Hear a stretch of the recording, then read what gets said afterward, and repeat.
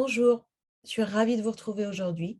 Je suis Elena et je vais vous montrer comment, avec Workato, en utilisant une plateforme de collaboration comme Slack, elle peut devenir une véritable console de pilotage de vos opérations et processus RH et ainsi révolutionner la façon dont vous travaillez dans votre organisation. Depuis la génération et la signature de l'offre par votre futur collaborateur, je gère ce processus d'embauche et d'intégration de bout en bout, piloté entièrement depuis mon interface unifiée.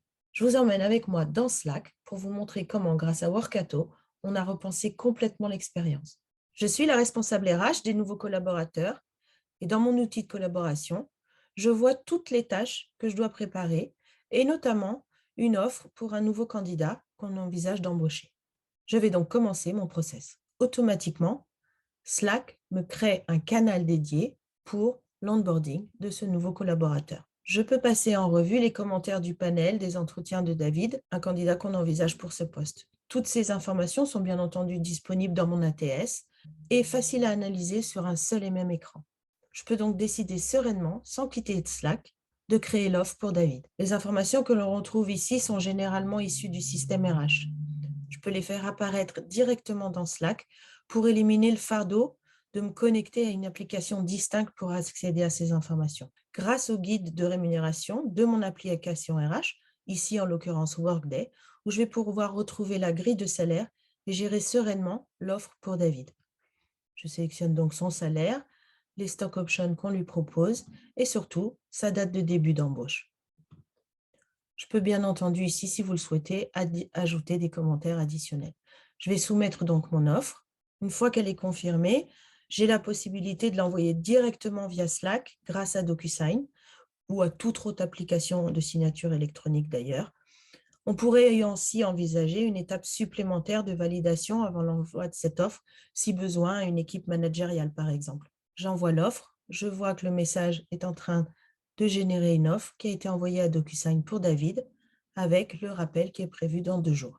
Ici, je suis David et je vais vous montrer l'expérience côté du nouveau collaborateur. Je peux donc consulter mon offre et réviser le document en toute sécurité. On retrouve bien ici les informations que l'on vient de saisir ensemble en ce moment. David peut donc signer facilement l'offre d'embauche.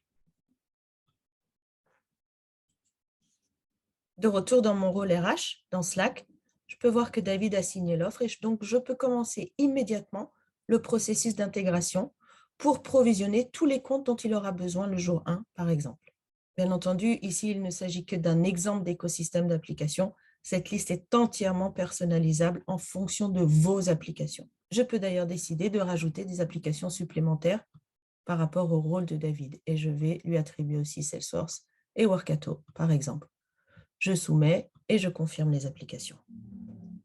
Automatiquement, mon bot va me proposer aussi de préparer la demande d'approvisionnement pour le matériel de David pour le jour 1. Je choisis donc de lui attribuer un MacBook, un téléphone et le badge du bureau, par exemple. Je vois ici le récapitulatif et je confirme l'équipement. Je vois que la demande de provisionnement est créée automatiquement dans ServiceNow, mon ITSM ici, et je peux, en tant qu'RH, cliquer directement sur ce lien depuis ma solution de collaboration et voir le récapitulatif de ma demande. Je vois ici le MacBook, l'iPhone et les badges du bureau dans ServiceNow. Et pour finaliser ce processus, j'ai la possibilité d'envoyer un email de bienvenue à David pour lui donner tous les détails pour le jour 1, à savoir son jour d'arrivée, donc on avait dit le 11 avril, à quelle heure il doit se présenter au bureau et surtout quel est son manager. Et toujours par un même principe, vous pouvez rajouter un commentaire si vous le souhaitez. Je soumets ma demande et je confirme l'email. Tout est prêt pour le jour 1 et je peux donc archiver mon canal.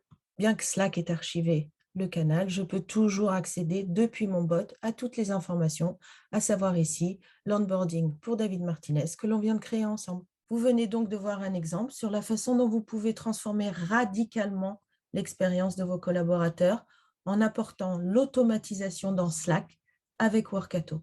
Et je peux également le faire dans Microsoft Teams ou dans Facebook Workplace.